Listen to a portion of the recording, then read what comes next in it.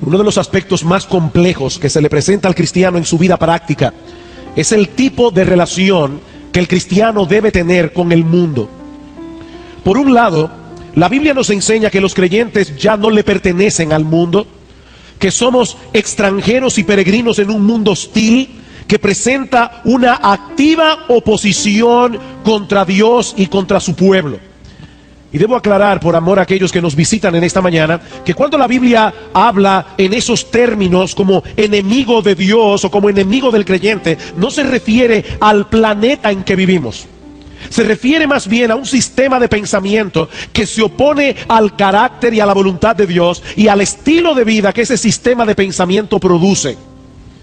En ese sistema de pensamiento mundano, no es la gloria de Dios la que debemos procurar por encima de todo, sino nuestra propia gloria y nuestro propio placer.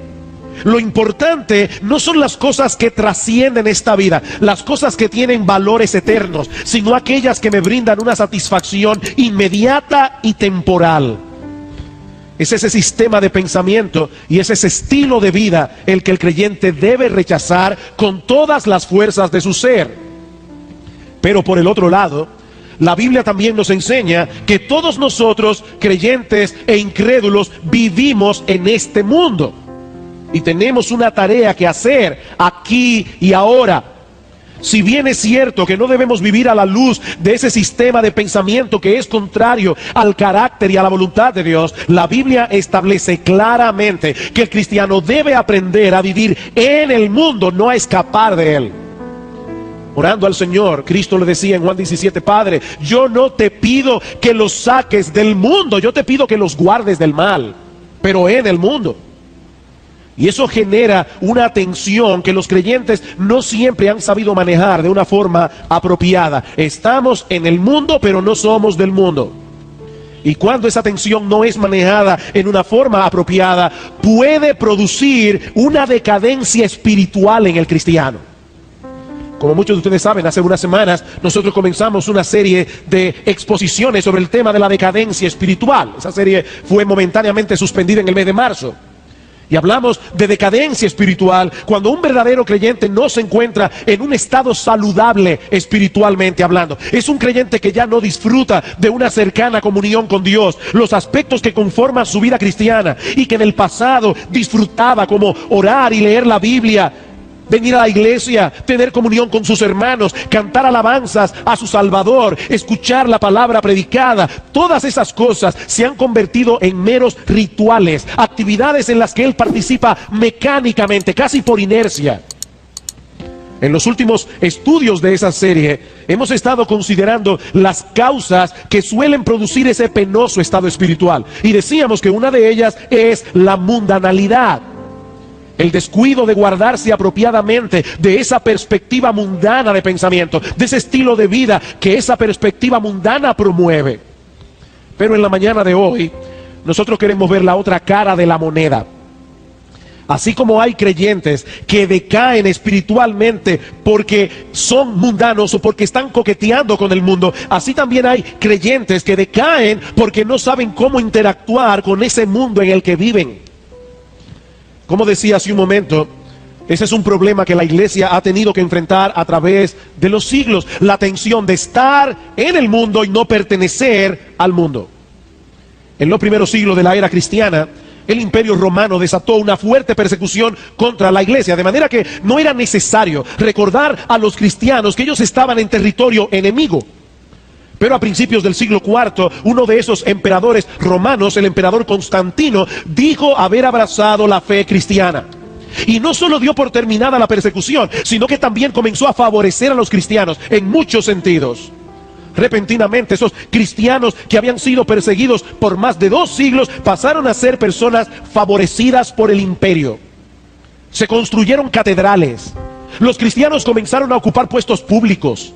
Algunos obispos se convirtieron en consejeros cercanos del emperador. Aquello parecía la llegada del milenio. Todo parecía sonreírle a la iglesia. Pero muchos no estaban contentos con el cambio de estatus, porque percibieron en esa nueva bonanza un peligro potencial para el cristianismo, sobre todo el peligro de que la mundanalidad arropara a muchos que profesaban ser cristianos y que ahora no veían el mundo como un enemigo, sino como un aliado. Lamentablemente, en vez de desarrollar una perspectiva bíblica del tipo de relación que los creyentes deben tener con el mundo, muchos decidieron apartarse literalmente de él, y así nacieron los monasterios medievales. Hombres y mujeres que profesaban la fe cristiana, pero que llegaron a la conclusión de que la única forma en que se podía vivir un cristianismo auténtico era aislándose de la sociedad. Y aunque el movimiento monástico nunca encontró eco en el protestantismo, mis amados hermanos, el espíritu del monasticismo todavía está vivo en la conciencia de muchos cristianos evangélicos. Cristianos verdaderos que no saben cómo interactuar con el mundo en una forma apropiada. Y lo que yo quiero que veamos en esta mañana es la manera como esto incide en nuestra vida cristiana y cómo esto puede llegar a producir decadencia espiritual. Un tema extraño, pero un tema importantísimo. Y antes de pasar a considerar directamente este asunto, yo quisiera tomar un tiempo para que pongamos en perspectiva cuál es el lugar que ocupa el hombre en el mundo, y el hombre cristiano incluido, en el contexto de la doctrina bíblica de la creación, sobre todo a la luz de los primeros capítulos del libro del Génesis. Libro del Génesis, capítulo 1. ¿Cuál es el lugar que ocupa el hombre en la doctrina bíblica de la creación? Aunque la biología moderna se ha empeñado en presentar al hombre como un animal, claro, ellos dicen un animal racional, pero animal a final de cuentas, en el primer capítulo del Génesis nosotros vemos una diferencia marcada entre la creación del hombre y el resto de los seres vivos que pueblan este planeta. Noten el capítulo 1, versículo 11 y 12. Después dijo Dios: produzca la tierra hierba verde, hierba que dé semilla, árbol de fruto que dé fruto según su género, que su semilla esté en él sobre la tierra. Y fue así. Produjo pues la tierra hierba verde y hierba que da semilla según su naturaleza, y árbol que da fruto cuya semilla esté en él según su género. Y vio Dios que era bueno. Versículo 20. Dijo Dios: produzcan las aguas seres vivientes y aves que vuelen sobre la tierra en la abierta expansión de los cielos. Y creó Dios los grandes monstruos marinos y todo ser viviente que se mueve, que las aguas produjeron según su género, y toda ave alada según su especie. Y vio Dios que era bueno. Versículo 24. Luego dijo Dios: produzca la tierra seres vivientes según su género, bestias y serpientes y animales de la tierra según su especie. Y fue así. E hizo Dios animales de la tierra según su género, y ganado según su género, y todo animal que se arrastra sobre la tierra según su especie.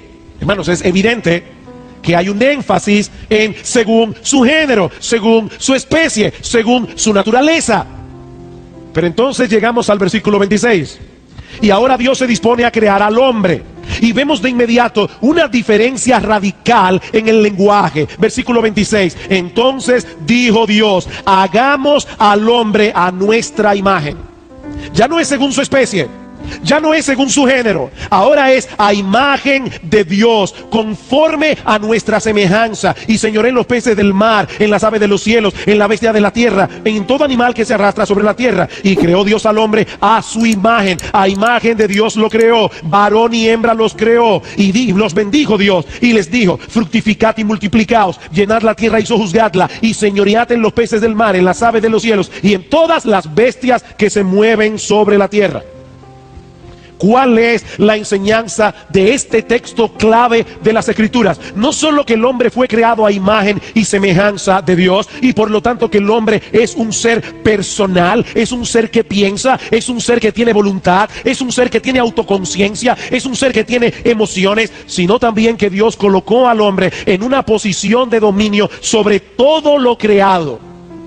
¿Con qué propósito? Con el propósito de desarrollar el potencial escondido por Dios en la creación. Génesis capítulo 2, versículo 15. Tomó pues Jehová Dios al hombre y lo puso en el huerto de Edén para que lo labrara y lo guardase. Esto es lo que nosotros conocemos como el mandato cultural. Ahora, yo debo hacer una aclaración aquí, porque nosotros solemos asociar la palabra cultura con ciertas manifestaciones artísticas, sobre todo en su aspecto elitista, no popular, la música clásica, la ópera, el teatro clásico. Pero realmente la palabra cultura tiene un significado mucho más amplio. Esta palabra se relaciona con la idea de cultivar e incluye todo tipo de actividad humana que contribuya al desarrollo, al enriquecimiento y aún al esparcimiento de la sociedad. El hombre, como mayordomo, como corregente de la creación, debía transformar su entorno para la gloria de Dios y para el bien de la sociedad. De manera, mis hermanos, que el trabajo no fue parte del castigo divino por causa de haber pecado, sino un aspecto fundamental de la responsabilidad que el hombre tenía desde el principio como mayordomo de Dios. Si el hombre hubiese permanecido en obediencia, todos los aspectos de su vida hubiesen sido sagrados. No solo su tiempo de comunión con Dios, sino también el desempeño de sus labores cotidianas en el cumplimiento del mandato cultural. Pero nuestros primeros padres no permanecieron en la condición en la que fueron creados, se rebelaron contra Dios y todos los aspectos de la vida humana quedaron trastornados por causa del pecado. La relación del hombre con Dios, la relación del hombre con el hombre, la relación del hombre con la naturaleza. Génesis capítulo 3, versículo 17. Y al hombre dijo Dios: por cuanto obedeciste a la voz de tu mujer y comiste del árbol de que te mandé diciendo no comerás de él, maldita será la tierra por tu causa, con dolor comerás de ella todos los días de tu vida, espinos y cardos te producirá y comerás plantas del campo, con el sudor de tu rostro comerás el pan hasta que vuelvas a la tierra, porque de ella fuiste tomado, pues polvo eres y al polvo volverás. Noten, hermanos, que el trabajo en sí no fue parte del castigo. El castigo fue el dolor y el sentido de frustración que el hombre habría de experimentar a partir de ese momento conectado con su trabajo. Ese es el castigo. El hombre perdió el paraíso por causa de su pecado y nunca más lo volvería a recobrar hasta que Dios restaurara por completo todo el daño que el pecado había causado. Y es precisamente en este punto de la historia donde entra en juego otra doctrina. Ya vimos la doctrina de la creación. Veamos ahora la doctrina de la redención. Tan pronto el pecado hizo su entrada en el mundo, Dios hizo la promesa de enviar un redentor. Por medio de ese redentor, todos los efectos dañinos del pecado serían revertidos. Génesis capítulo 3, versículo 15. Y pondré enemistad entre ti y la mujer, entre tu simiente y la simiente suya. Esta te herirá en la cabeza y tú la herirás en el calcañar. Dios está prometiendo, va a venir un hombre nacido de mujer que va a aplastarle la cabeza a la serpiente. Y a partir de esa promesa, Dios comienza a revelar a su pueblo detalle tras detalle acerca de ese redentor que habría de venir. De hecho, todos los judíos del Antiguo Testamento que se salvaron porque esperaban con fe el cumplimiento de esa promesa. Ahora, hermanos, y esto es de suprema importancia, ¿qué sucedió después de la entrada del pecado en el mundo con el mandato cultural que Dios le había dado al hombre en el huerto del Edén? ¿Continúa siendo un deber del hombre desarrollar el potencial de la creación para la gloria de Dios y para el bien de la sociedad humana? Por supuesto que sí. Tanto creyentes como incrédulos tienen la responsabilidad de cultivar la creación. Y tanto creyentes como incrédulos han sido dotados de diversas capacidades para llevar a cabo esa labor, aunque los incrédulos no reconozcan que es Dios que los ha capacitado en su gracia común. Noten cómo continúa la historia bíblica después de la entrada del pecado. Génesis capítulo 4. Dios había prometido a Adán y a Eva que de la simiente de la mujer vendría el Redentor. Por eso cuando Eva sale embarazada por primera vez, tal parece que ella creyó que había concebido al Salvador prometido. Dice capítulo 4 versículo 1: conoció Adán a su mujer Eva, la cual concibió y dio a luz a Caín, y dijo: por voluntad de Jehová he adquirido varón. Algunos eruditos creen que esa frase debe ser traducida: con la ayuda del Señor he dado a luz al hombre. Ese es el hombre. Por eso le llamó Caín. De paso, hermano, pocas veces las madres han cometido un error de juicio tan grande como el de Eva. A su primer hijo le llamó Caín, un nombre que algunos eruditos traducen como posesión, e incluye la idea de valía. Este es el hombre, este es el redentor prometido. Y al segundo hijo le llamó Abel, que significa vanidad. Esa es la misma palabra que aparece en Eclesiastés capítulo 1 versículo 2, cuando dice vanidad de vanidades, Abel de los Abeles, todo es vanidad. Pero en vez del redentor, ese hijo primogénito vino a ser el primer homicida de la historia, cuando mató a su hermano por envidia. Pero entonces, en la historia bíblica, nosotros vemos que Dios hace algo bien extraño. No solamente le perdona la vida a Caín a pesar de su homicidio, sino que también decide protegerlo para que otros no le hagan a él lo que él le hizo a su hermano. Génesis capítulo 4 versículo 14. Dice Caín a Dios: he aquí me echas hoy de la tierra, y de tu presencia me esconderé, y seré errante y extranjero en la tierra, y sucederá que cualquiera que me hallare me matará. Y le respondió Jehová: ciertamente cualquiera que matare a Caín 7 veces será castigado. Entonces Jehová puso señal en Caín para que no lo matare cualquiera que le hallara. Y nosotros nos preguntamos: ¿y cuál fue el propósito de Dios de dejar a Caín en vida? De dejarlo vivo. Sigamos leyendo. Versículo 16. Salió pues Caín de delante de Jehová y habitó en tierra de Nod, al oriente de Edén, y conoció Caín a su mujer. Algunas personas creen que ya, porque leyeron ese versículo, descubrieron un error en la Biblia, porque ¿con quién se casó Caín? Se casó con una de las hijas de Adán y Eva, con una de sus hermanas, porque en ese tiempo no había ningún problema en que eso pasara. Era la única manera en que se podía poblar la tierra. Eso no es ningún inconveniente. Dios es Dios, y Él puede decidir cuando quiera cambiar una ley que Él mismo puso. Pero sigamos leyendo.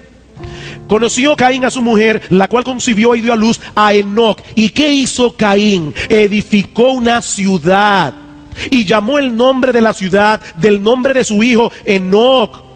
Y luego continúa narrando sobre la genealogía de Caín. Dice en el versículo 20: y Ada dio a luz a Jabal, el cual fue padre de los que habitan en tiendas y crían ganados. Y el nombre de su hermano fue Jubal, el cual fue padre de todos los que tocan arpa y flauta. Y Sila también dio a luz a Tubal-Caín, artífice de toda obra de bronce y de hierro. Los descendientes de Caín comenzaron de inmediato a cumplir el mandato cultural. Ellos no lo estaban haciendo para la gloria de Dios, pero aún así, mis hermanos, ellos estaban haciendo el trabajo que Dios ordenó al hombre que hiciera en el huerto del Edén. Mis hermanos, todos nosotros tenemos la responsabilidad de cultivar la creación, haciendo uso de los dones y talentos creativos que Dios reparte a todos los hombres en su gracia común, independientemente de si son creyentes o no. A través de la historia, muchos incrédulos han producido grandes obras de arte de increíble hermosura y genialidad. Muchos incrédulos han contribuido al avance de la ciencia, al avance de la tecnología. Muchos incrédulos han hecho descubrimientos de enorme importancia para el desarrollo de la civilización. ¿Saben por qué? Porque Dios los ha dotado en su gracia común de un montón de capacidades distintas para que lleven a cabo el mandato cultural. Esa labor ya dejó de ser sagrada por causa de la caída. Muchas veces nosotros decimos que no debemos hacer distinción entre lo sagrado y lo secular, pero hay un sentido, mis hermanos, en lo que nosotros sí debemos hacer esa distinción. En la Biblia nosotros vemos una separación marcada entre el reino de Dios, el avance del reino de Dios y el quehacer temporal que el hombre debe llevar a cabo en este mundo. Hay una diferencia entre lo secular y lo sagrado, en el sentido de que hay cosas que pertenecen a la vida aquí y ahora, mientras que hay otras que son separadas de su uso común para el uso exclusivo de la adoración a Dios. En el tabernáculo, por ejemplo, Dios le dio una fórmula a los judíos para que elaboraran un perfume que debía ser usado en el tabernáculo. Y Dios dice claramente: ese perfume no lo debe usar ningún israelita para oler bien, porque es un perfume sagrado. Es un perfume que Dios había apartado de su uso común para su adoración. Pero mis hermanos, ese quehacer, esa labor temporal o secular sigue siendo honorable, porque es el mismo Dios el que ordenó que se hiciera. Es el mismo Dios el que capacita al hombre en su gracia común para que ese trabajo sea hecho. De manera, mi hermano, que cuando tú te diriges a tu puesto de trabajo cada mañana, tu trabajo secular no es menos digno que el de aquel pastor que se dirige a su oficina en la iglesia para servir al Señor en el ministerio. Ambos son siervos de Dios y ambos deben hacer lo que hacen para la gloria de Dios y el bien de la sociedad. Fue el entendimiento de esta doctrina lo que impulsó el enorme progreso que experimentaron los países del norte de Europa, que abrazaron la reforma protestante en el siglo XVI. El comercio, la ciencia, las artes, la industria, todo fue permeado por esa perspectiva de hacer las cosas con excelencia, porque la estamos haciendo para la gloria de Dios y para el bien del prójimo. Esos hombres entendieron que todos nosotros tenemos un llamado distinto para servir en la sociedad, poniendo nuestros dones y talentos al servicio del mandato cultural. El artista protestante no tenía que justificar su labor pintando cuadros que inspiraran devoción religiosa, como hacían los artistas católicos romanos en la Edad Media. Ellos no sentían la presión de la iglesia de que ellos debían santificar su arte usándolo para promover intereses religiosos y morales. No, el mero hecho de hacer un cuadro que produjera un placer estético era suficiente. Eso es parte del mandato cultural. Es por eso que pintores como Rembrandt o Durero, que abrazaron la cosmovisión reformada, yo no sé si eran verdaderos cristianos en todo el sentido de la palabra. Durero era muy amigo de Martín Lutero. Y estos pintores que abrazaron la cosmovisión reformada produjeron obras sumamente hermosas y sumamente realistas. Ya no era necesario que se dedicaran únicamente a pintar escenas bíblicas, y cuando lo hacían, los personajes de sus cuadros eran hombres comunes y corrientes. Los pintores católicos romanos de la Edad Media pintaban a las vírgenes, a los santos, a Jesús como seres que estaban muy alejados del resto de las personas. Ellos ya dejaron de pintar los cuadros así. Hay un cuadro de Rembrandt sobre la crucifixión del Señor, y cuando uno ve el cuadro, uno se da cuenta del pensamiento que Rembrandt tenía. El cuadro pinta a Jesús como un ser humano normal, porque eso era lo que era Jesús. Ahora, ¿saben cuál detalle incluyó Rembrandt en el cuadro? Se incluyó a sí mismo cargando la cruz donde Cristo fue crucificado. De esa manera Rembrandt estaba diciendo: yo fui uno de los que lo clavó en la cruz del Calvario. Tenían otra forma de pensar. Como dice Michael Horton, la reforma enfatizó la verdad de que Dios se había hecho humano en la persona de Cristo, dignificando así la vida terrenal y secular. La creación era un motivo digno de ser plasmado en un lienzo, porque era la creación de Dios. Los músicos no tenían que justificar su arte componiendo música sacra únicamente. Ellos podían componer música hermosa para el deleite de los que la escuchan. Esa era la mentalidad de Johann Sebastian Bach, un cristiano a carta cabal. Esa era la mentalidad de Händel. Ellos no tenían que justificar su acción artística, porque eso era parte del mandato cultural. Un autor cristiano llamado Hans Ruckmaker, fundador del Departamento de Historia del Arte en la Universidad Libre de Ámsterdam, este hombre resumió de manera genial este pensamiento en el título de uno de sus libros. Se titula "El arte no necesita justificación". El arte no necesita justificación. Pero ¿saben qué, mis hermanos? Lo mismo podemos decir de cualquier otra vocación. Un arquitecto cristiano no tiene que justificar su labor profesional diseñando iglesias. Un juez cristiano no ha sido llamado a cristianizar la sala del juzgado orando antes de cada juicio o leyendo una porción de la Biblia. Lo que él hace es lo que él debe de hacer: impartir justicia. Eso es parte del mandato cultural. Por supuesto, ellos no pueden dejar de ser cristianos en el desempeño de su vocación, pero al mismo tiempo deben empeñarse en hacer las cosas con excelencia, porque tienen una clara conciencia de que están sirviendo a Dios y a su generación con todo lo que ellos hacen. Pocos textos de la Biblia presentan esta enseñanza tan clara como Colosenses capítulo 3. Colosenses capítulo 3.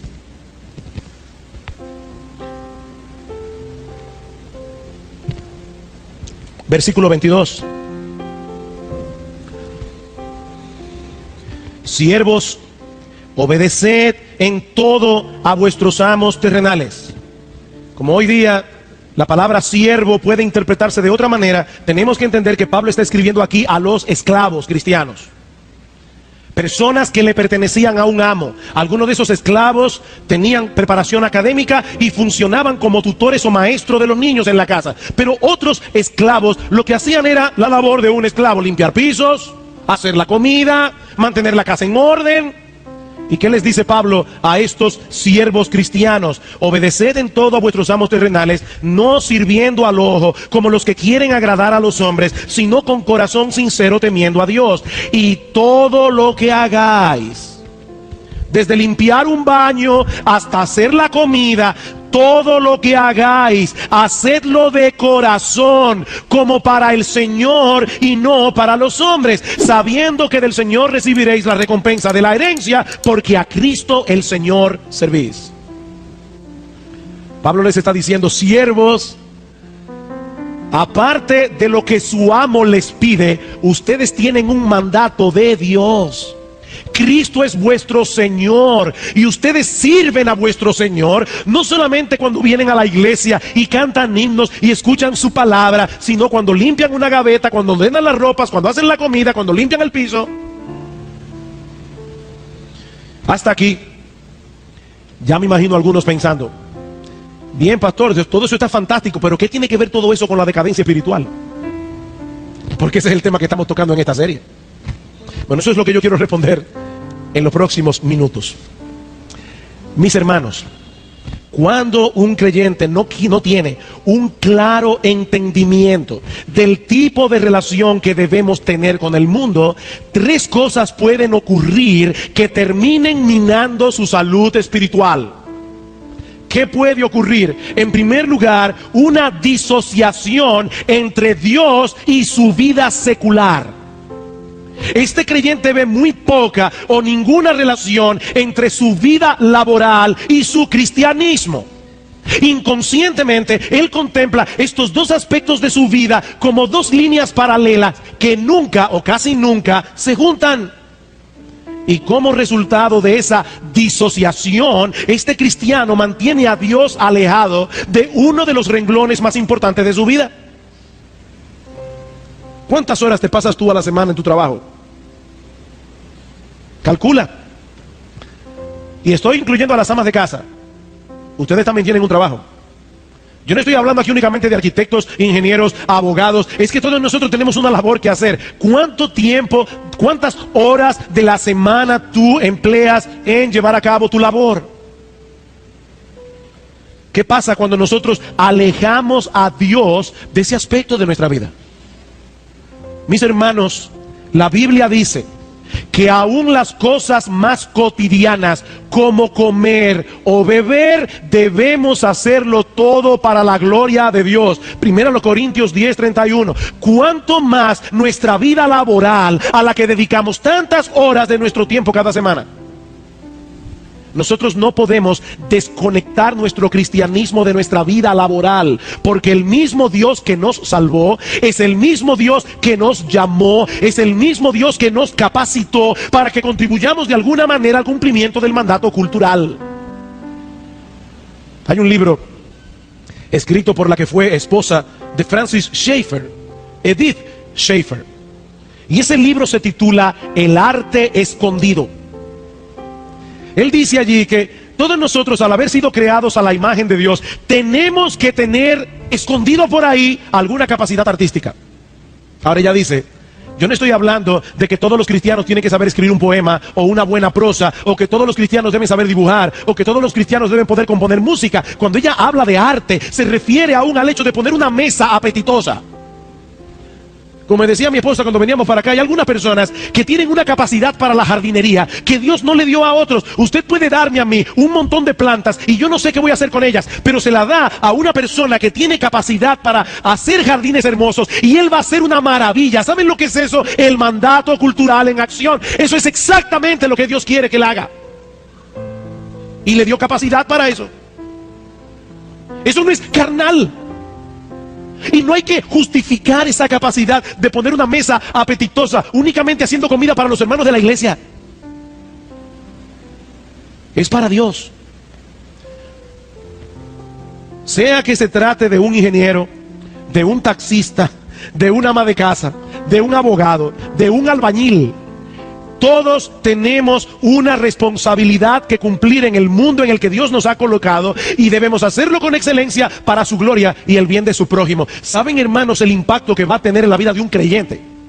Cuando ese individuo se dirija a su trabajo con la conciencia de: vengo aquí a este lugar a hacer algo para la gloria de Dios. Señor, yo voy a hacer un trabajo que al final de la tarde yo pueda presentar delante de ti y que tú puedas decirme: bien, hijo mío, bien hecho. Buen trabajo en la oficina, bien hecho. ¿Qué impacto va a tener eso en la vida espiritual de los creyentes? Muchos de los cuales desconectan su cristianismo a las 8 de la mañana y lo vuelven a encender a las 7 de la noche cuando van a hacer el devocional familiar. Claro que deben de caer espiritualmente.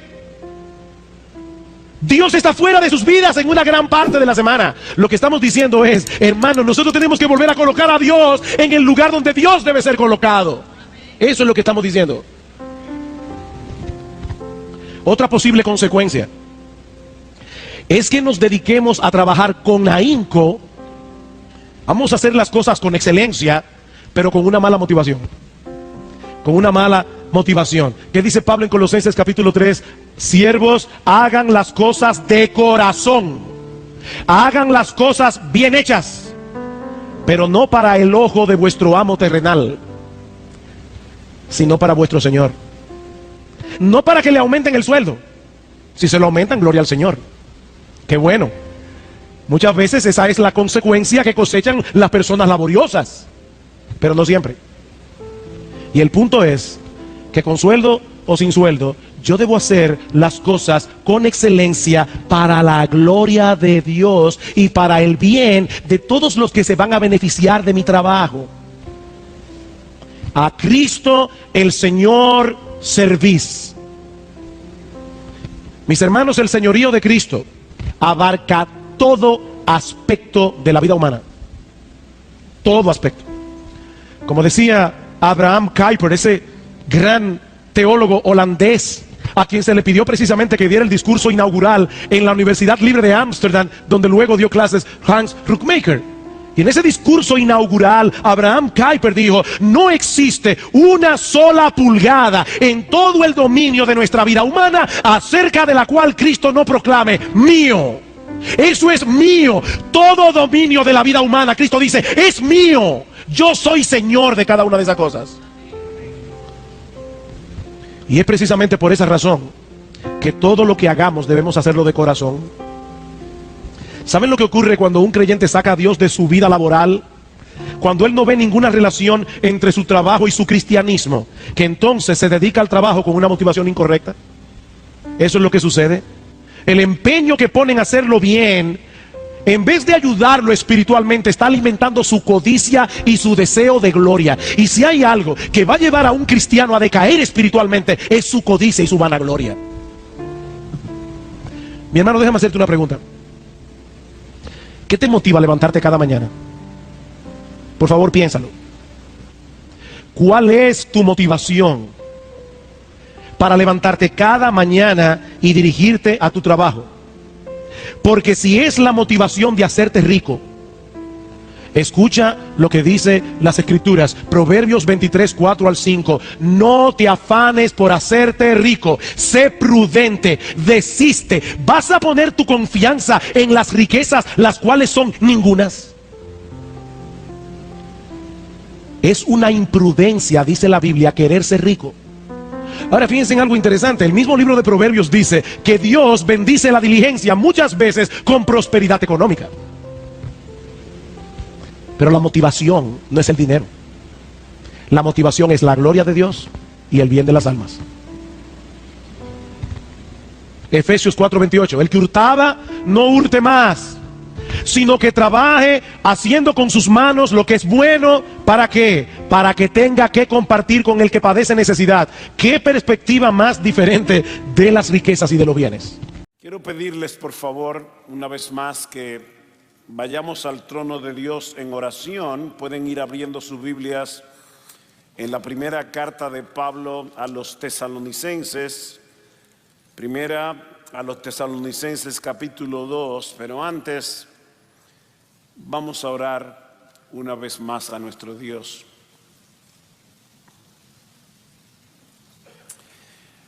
Padre, nosotros hemos cantado y hemos proclamado que Cristo, nuestro precioso Señor y Salvador, tiene un nombre que es sobre todo nombre. Algún día, Señor, toda rodilla se doblará ante Él. Algunos lamentablemente para condenación, pero miles de millones de todas las naciones para proclamar su gloria. Y nosotros queremos rogarte ahora, Padre bueno, que tú nos concedas el poder seguir exaltándolo a Él a través de la predicación de tu palabra. Que solo Él reciba toda la gloria, toda la honra y todo el honor, porque te lo pedimos en su nombre. Amén. En febrero del año 1969, John MacArthur asumió el pastorado de esta congregación, Grace Community Church. Durante poco más de 56 años, esta congregación creció bajo la exposición de la palabra, versículo a versículo, versículo a versículo, para la gloria de Dios en Cristo. Durante el ministerio de nuestro querido hermano, esta iglesia se consolidó con varios miles de miembros, además de todos los ministerios que se han desarrollado alrededor de este púlpito. Ahora, ¿cómo se explica un fruto tan sostenido por más de 5 décadas? En el 50 aniversario de su ministerio, febrero del año 2019, John MacArthur vino a este púlpito una vez más.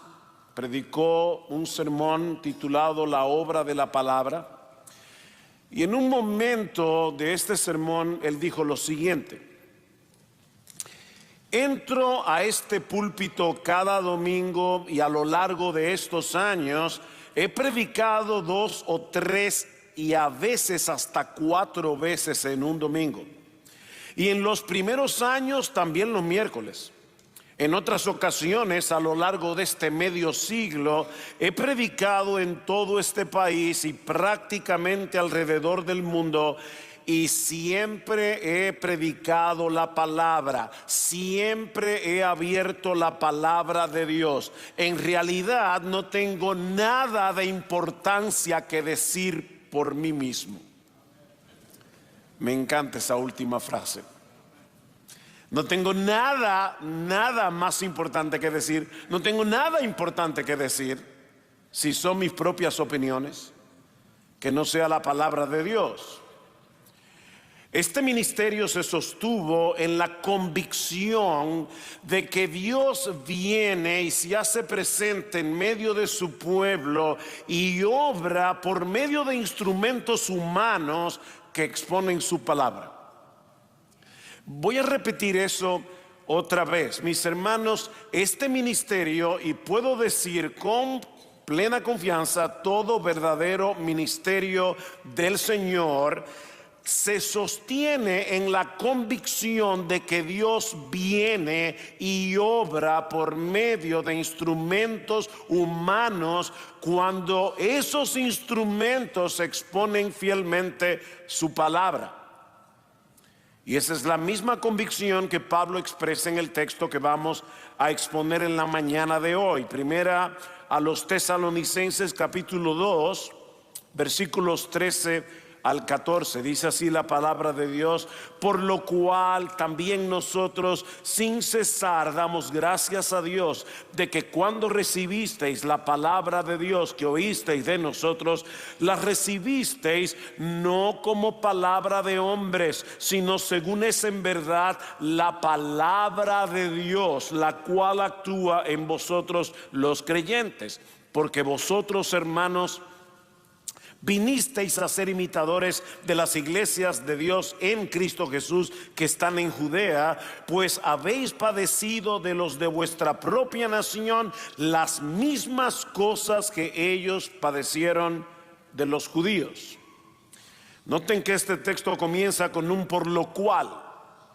Pablo va a conectar aquí lo que él ha venido diciendo anteriormente en la carta. ¿Y de qué ha venido Pablo hablando en esta primera carta a los tesalonicenses? Bueno, en el capítulo 1, Pablo resalta el sorprendente fruto de su ministerio en Tesalónica. Vamos a hablar un poco más ampliamente de esto en un momento.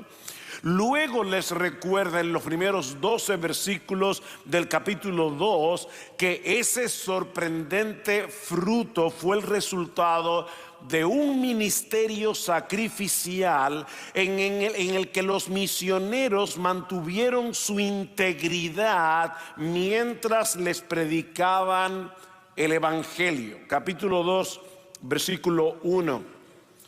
Porque vosotros mismos sabéis, hermanos, que nuestra visita a vosotros no resultó vana. Pues habiendo antes padecido y sido ultrajados en Filipo, como sabéis, tuvimos de nuevo en nuestro Dios para anunciaros el evangelio de Dios en medio de gran oposición. Porque nuestra exhortación no procedió de error, ni de impureza, ni fue por engaño, sino que según fuimos aprobados por Dios para que se nos confiase el evangelio, así hablamos, no como para agradar a los hombres, sino a Dios que prueba nuestros corazones. Versículo 7. Luego de decir que Él no fue con palabras lisonjeras ni para buscar beneficios, antes fuimos tiernos entre vosotros como la nodriza que cuida con ternura a sus propios hijos. Tan grande es nuestro afecto por vosotros que hubiéramos querido entregaros no solo el evangelio de Dios, ven el énfasis, sino también nuestras propias vidas, porque habéis llegado a sernos muy queridos, porque os acordáis, hermanos, de nuestro trabajo y fatiga, como trabajando de noche y de día para no ser gravosos a ninguno de vosotros, os predicamos el evangelio de Dios. Les predicamos el evangelio, les predicamos el evangelio. Es en ese contexto que ahora Pablo vuelve a dar gracias al Señor por la manera en que los creyentes en Tesalónica recibieron la predicación de la palabra. Y hay al menos 3 enseñanzas que nosotros podemos extraer de nuestro texto. La primera es que debemos agradecer a Dios que por medio de su palabra nos persuade de que ella es en verdad su palabra. O sea, Dios nos convence por medio de su palabra de que su palabra es su palabra. ¿Lo vieron en el texto, en versículo 13? Por lo cual también nosotros sin cesar damos gracias ¿a quién? A Dios, que cuando recibisteis la palabra de Dios que oísteis de nosotros, la recibisteis no como palabra de hombre, sino según es en verdad la palabra de Dios. La palabra de Dios. Muchos de los miembros de esta iglesia provenían de un trasfondo pagano, un trasfondo muy inmoral, expuestos a un montón de ideas filosóficas y religiosas, Pero cuando ellos escucharon el evangelio predicado por Pablo, Dios obró en ellos por medio del mensaje para que lo recibieran como la palabra del único Dios vivo y verdadero. Esta gente adoraba a un montón de dioses, a un montón de ídolos, y cuando escucharon a Pablo dijeron: esta es la palabra de Dios. Es por eso que Pablo no le da gracias a los tesalonicenses. Qué bueno, gracias por habernos recibido, gracias por haber tenido un oído atento y escuchar la palabra. No, Pablo no le da gracias a los tesalonicenses, Pablo le da gracias a Dios. Porque fue Dios el que hizo la obra. Vean el capítulo 1, versículos 4 al 5, dice: porque conocemos, hermanos amados de Dios, vuestra elección. Yo estoy persuadido, iglesia de Tesalónica, que ustedes son amados de Dios, que ustedes fueron elegidos por Dios. ¿Y cómo Pablo sabía que estos creyentes habían sido elegidos desde antes de la fundación del mundo? Él no tenía acceso al decreto eterno en los cielos. Versículo 5: porque nuestro evangelio no llegó a vosotros en palabras solamente, sino también en poder, en el Espíritu Santo, en plena certidumbre, como sabéis cuáles fuimos entre vosotros por amor a vosotros. ¿Se dan cuenta? El Espíritu Santo obra en nosotros por medio de su palabra. No es la palabra sin el Espíritu, y no es el Espíritu sin la palabra. El Espíritu es el agente divino, la palabra es el instrumento. Cuando Dios obra en nuestras vidas, lo hace por el poder de su palabra, en el poder de su Espíritu.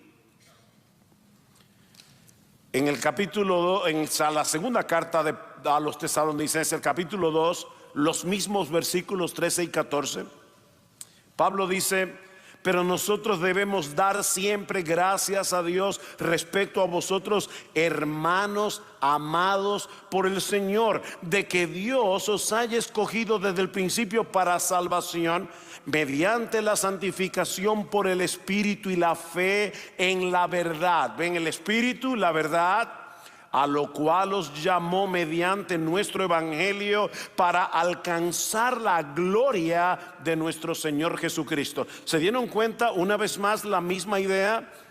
El Espíritu Santo obra por medio de la palabra predicada, de tal manera que los pecadores la reciben con fe y son transformados. Mi hermano, déjame hacerte una pregunta. ¿Por qué tú crees que la Escritura es la palabra de Dios? Digo, yo estoy asumiendo, ¿verdad?, que por lo menos la gran mayoría de los que están en esta conferencia creen que este libro es la palabra de Dios. Amén. La pregunta es: ¿por qué tú lo crees?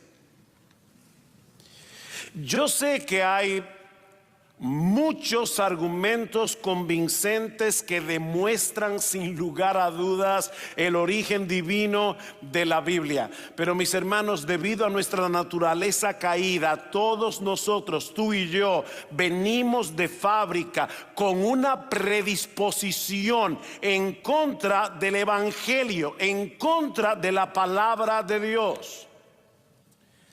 Aceptar el Evangelio con todo lo que eso implica atenta contra la inclinación más profunda de nuestro corazón. Nosotros tenemos que aceptar que somos pecadores impotentes, necesitados de la intervención de Dios en Cristo, que merecemos el infierno. Y confiar únicamente en Jesús, y rendirnos a Él, rendirle toda nuestra vida como Señor, como Salvador. ¿Quién puede hacer eso en su estado natural sin la obra regeneradora del Espíritu Santo?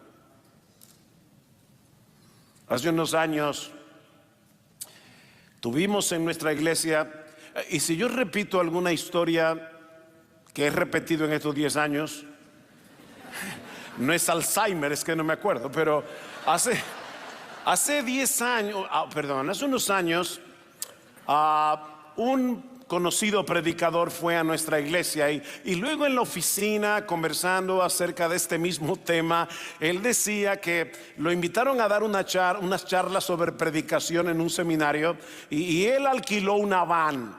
Y lo primero que hizo fue llevarse a todos sus estudiantes al cementerio y les dijo: escojan una tumba, la que ustedes quieran. Esto es una historia real.